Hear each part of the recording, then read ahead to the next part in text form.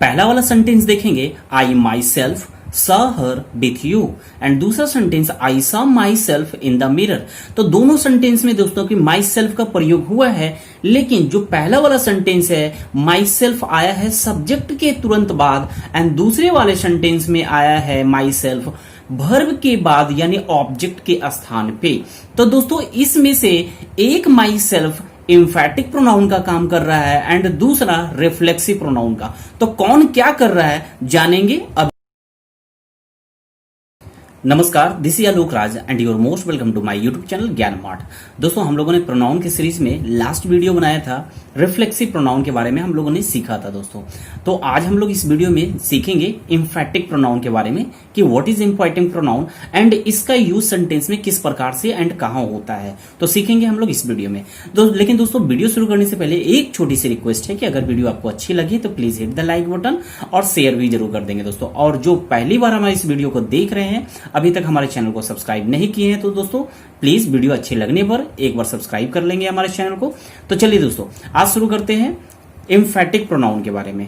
तो सबसे पहले देखेंगे स्क्रीन पे myself, yourself, yourselves, ourselves, themselves, himself, herself, itself, one self.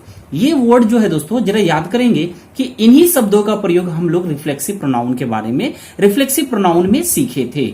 My self, your self, ये word जो है रिफ्लेक्सिव प्रोनाउन में भी पढ़े थे एंड इन्हीं के बारे में हम लोग इम्फैटिक प्रोनाउन के बारे में सीखेंगे। तो इसका मतलब ये है दोस्तों कि जितने भी ये वर्ड है जो रिफ्लेक्सिव प्रोनाउन थे वही इम्फैटिक प्रोनाउन है, यानी myself, yourself, ourself, ये सारे के सारे अपने आप में इम्फैटिक प्रोनाउन का भी काम करते हैं एंड रिफ्लेक्सिव प्रोनाउन का भी काम करते हैं। इसका मतलब ये है कि अगर कोई एक वर्ड को हम पिक कर ले, उठा ले, किसी एक वर्ड को उठाकर कोई भी टीचर, ठीक है, कोई भी इंग्लिश लैंग्वेज का एजुकेटर क्यों नहीं हो या कोई भी बड़ा से बड़ा ग्रामरियन क्यों ना हो, वो कभी नहीं बता सकता है कि ये वर्ड रिफ्लेक्सिव है या इम्फैटिक है। अगर हम माई सेल्फ को उठा लिए, केवल माई सेल्फ को, एंड माई सेल्फ को कोई भी नहीं बता सकता है ना कि मैं, ठीक है, कि ये रिफ्लेक्सिव प्रोनाउन है या इम्फैटिक प्रोनाउन है। तो इसका डिसीजन कैसे होगा कि ये इम्फैटिक है कि रिफ्लेक्सिव प्रोनाउन है? तो इसका डिसीजन तभी संभव है जब इसका प्रयोग सेंटेंस में किया गया हो, यानी ये सेंटेंस में जब लिखे रहेंगे तभी आप बता पाओगे कि ये इम्फैटिक के रूप में आया है या रिफ्लेक्सिव के रूप में आया है। ठीक है, तो चलिए जैसे देखेंगे आप स्क्रीन पे कुछ एग्जाम्पल है आपके सामने जो एक इम्फैटिक एंड दूसरा रिफ्लेक्सिव प्रोनाउन के रूप में किया गया है। जरा गौर करेंगे एक बार सेंटेंस में, फिर आगे हम लोग जानेंगे। I myself saw her with you. I saw myself in the mirror. देख रहे हो दोस्तों दोनों सेंटेंस में माई सेल्फ का प्रयोग किया गया है, लेकिन दोनों में माई सेल्फ का पोजीशन अलग अलग है। पहले वाले सेंटेंस में आप देख रहे होंगे माई सेल्फ एक सब्जेक्ट जो आई है, आई के तुरंत बाद लिखा गया है।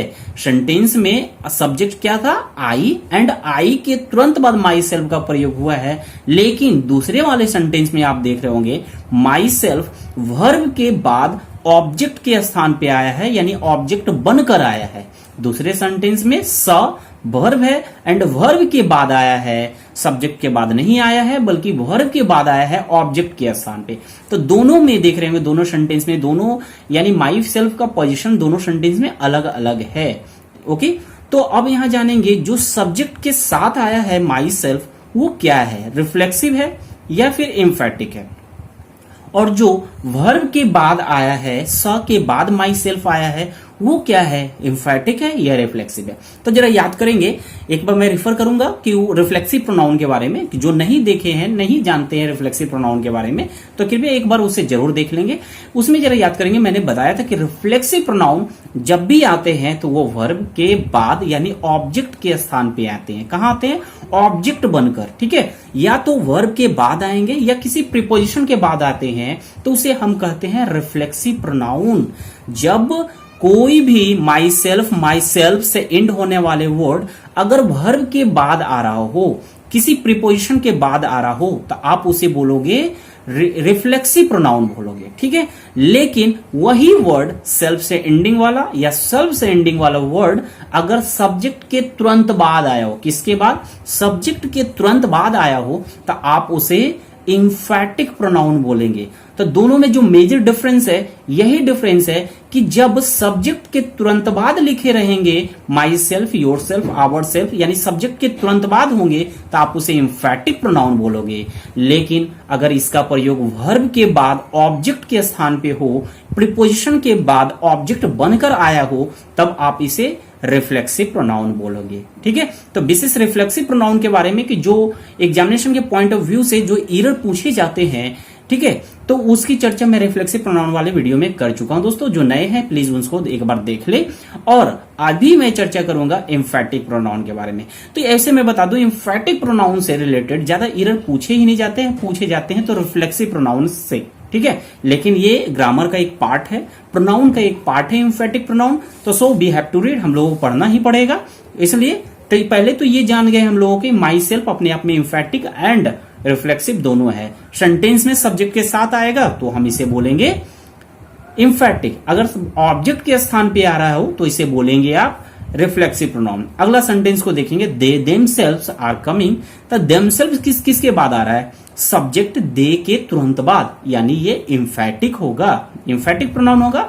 दूसरे वाले सेंटेंस में देखते हैं, she introduced herself before me, है ना। तो अब यहां देखेंगे हर सेल्फ जो है किसके बाद आ रहा है? इंट्रोड्यूस के बाद। तो जो वर्ब है, वर्ब के बाद ऑब्जेक्ट के स्थान पे आया है तो ये रिफ्लेक्सिव प्रोनाउन है। You yourself, next sentence है, you yourself are responsible for this. तुम खुद इसके लिए जिम्मेदार हो, बोलते हैं ना, तुम खुद इसके लिए जिम्मेदार हो। तो यहां भी गौर करेंगे, यू के तुरंत बाद योर सेल्फ का प्रयोग हुआ है, यू सब्जेक्ट है एंड उसके तुरंत बाद योर सेल्फ आया है, तो आप इसे एम्फैटिक बोलोगे। एंड नेक्स्ट सेंटेंस है, ही हर्ट हिमसेल्फ, वह खुद को ही नुकसान पहुंचा लिया, यानी वह खुद को ही चोट पहुंचा लिया। तो यहां देखेंगे खुद को ही चोट पहुंचा लिया, हिमसेल्फ किसके बाद? तो हर्ट मेन वर्ब के बाद आया है, तो इसका मतलब है हिमसेल्फ एक रिफ्लेक्सिव प्रोनाउन का कार्य कर रहा है। नेक्स्ट देखेंगे, the teacher himself said to me, teacher ने खुद मुझे बताया, मुझे कहा। तो यहां देखेंगे हिमसेल्फ जो है टीचर सब्जेक्ट के तुरंत बाद आया है, इट मीन्स ये एम्फैटिक प्रोनाउन है। ओके, नेक्स्ट देखेंगे, they seemed to be enjoying themselves. अब देमसेल्व्स का प्रयोग किसके बाद हो रहा है? इंजॉइंग वर्ब है, मेन वर्ब है, मेन वर्ब के तुरंत बाद देमसेल्व्स का प्रयोग हुआ है, इसका मतलब है देमसेल्व्स एक रिफ्लेक्सिव प्रोनाउन के रूप में यूज हुआ है।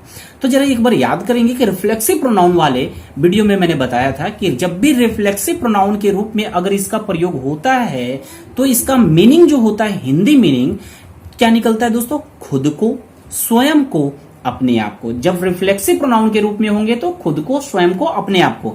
लेकिन जब एम्फैटिक प्रोनाउन के रूप में अगर इसका इस्तेमाल किया गया हो, मतलब कि सब्जेक्ट के तुरंत बाद किया गया हो, तो इसका मीनिंग निकलता है खुद, स्वयं, अपने आप।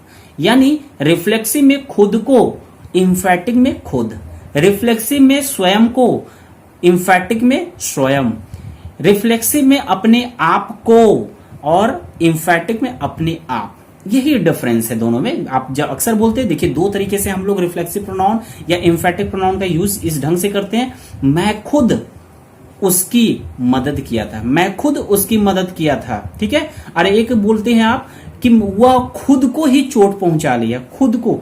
तो एक में इस यूज किया खुद को चोट पहुंचाया, और दूसरे पहले वाले सेंटेंस में मैंने बोला है मैं खुद उसकी मदद की। मैं खुद, खुद को नहीं बोल रहे, खुद उसकी मदद की। जब आपको बोलना हो खुद, अपने आप या स्वयं बोलना हो तो एम्फैटिक प्रोनाउन समझेंगे, यानी इसका मतलब है कि इसका प्रयोग आप करोगे सब्जेक्ट के तुरंत बाद करोगे। ओके, चलिए यहां तक तो बातें समझ में आ गई होगी कि जब माई सेल्फ सब्जेक्ट के बाद आ रहा होगा, सब्जेक्ट के तुरंत बाद आ रहा होगा तो वो एम्फैटिक है, एंड वर्ब के बाद यानी ऑब्जेक्ट के स्थान पे आ रहा होगा तो वो रिफ्लेक्सिव प्रोनाउन के रूप में आया है। यहां तक तो बातें समझ में आ गई है दोस्तों। तो चलिए अब जानते हैं जो जनरली इससे एरर नहीं दी जाते हैं, लेकिन एक जनरली हम लोग इनफॉर्मल स्टाइल से एम्फैटिक प्रोनाउन का इस्तेमाल करते हैं। क्या करते हैं जान लेंगे। तो देखेंगे दोस्तों, अक्सर क्या करते हैं, इंट्रोडक्शन जब देते हैं इंटरव्यू में या किसी के पास में जब इंट्रोडक्शन देते हैं तो अक्सर हम लोग बोलते हैं, प्रयोग करते हैं इन्फॉर्मर, जो इन्फॉर्मर स्टाइल है। क्या है? Myself Alok Raj, myself Dheeraj. तो अगर माई सेल्फ से सेंटेंस को आरंभ कर रहे हैं, स्टार्ट कर रहे हैं, तो ये ग्रामेटिकली एरर है, ग्रामेटिकली इनकरेक्ट सेंटेंस रहेगा दोस्तों। कभी भी ये वर्ड जो है self, yourself, ourself, self से इंड होने वाले चाहे इंफैटिक हो या रिफ्लेक्सिव प्रोनाउन जो भी कह ले, तो इसका प्रयोग कभी भी सब्जेक्ट के रूप में नहीं होगा। ठीक है, यानी स्टार्टिंग वर्ड तो हो ही नहीं सकता, माई सेल्फ स्टार्टिंग वर्ड नहीं होगा। जब भी अगर ये आ रहे हैं इंफैटिक प्रोनाउन सेंटेंस में यूज होंगे तो हमेशा सब्जेक्ट के साथ आएंगे। जब तक सब्जेक्ट नहीं होगा तब तक आप myself, yourself, ourself का प्रयोग नहीं करेंगे। यानी सब्जेक्ट में आई होगा तो माई सेल्फ यूज करेंगे, योर यू होगा तो योर सेल्फ यूज करेंगे, बी होगा तो आवर सेल्फ, एंड दे होगा तो देम सेल्फ। यानी बगैर इसका मेन सब्जेक्ट जो है, इसका मेन जो सब्जेक्ट है उसके बगैर आप माई सेल्फ, योर सेल्फ का प्रयोग नहीं करेंगे। ठीक है, तो ये इनफॉर्मल स्टाइल है। Myself Dheeraj Kumar, myself is Alok Raj. तो इस ढंग से सेंटेंस को बनाना या बोलना इनफॉर्मल स्टाइल कहा जाएगा, इनकरेक्ट कहा जाएगा। ओके, तो हमेशा ध्यान रखना है कि ये इनकरेक्ट है, यानी इंफैटिक प्रोनाउन आएंगे या रिफ्लेक्सिव प्रोनाउन आएंगे तो बगैर सब्जेक्ट के नहीं आएंगे। इंफैटिक प्रोनाउन भी आ रहे हैं तो सब्जेक्ट के साथ आएंगे, तो मेन सब्जेक्ट देना होगा, तभी आप माई सेल्फ का प्रयोग करेंगे। माई सेल्फ लिखना है तो आई देना होगा, देमसेल्व्स लिखना है तो दे देना होगा। तो यही मेजर डिफरेंस था रिफ्लेक्सिव प्रोनाउन एंड इंफैटिक प्रोनाउन में।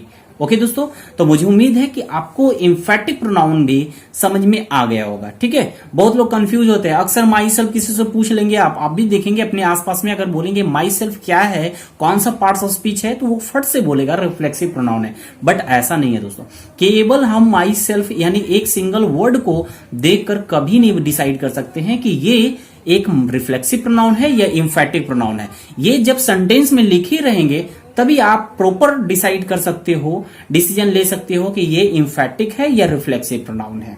ठीक है दोस्तों, तो चलिए, अगर ये सेशन आपको अच्छा लगा है तो please hit the like button और ज्यादा से ज्यादा इस वीडियो को शेयर करें अपने दोस्तों के बीच में।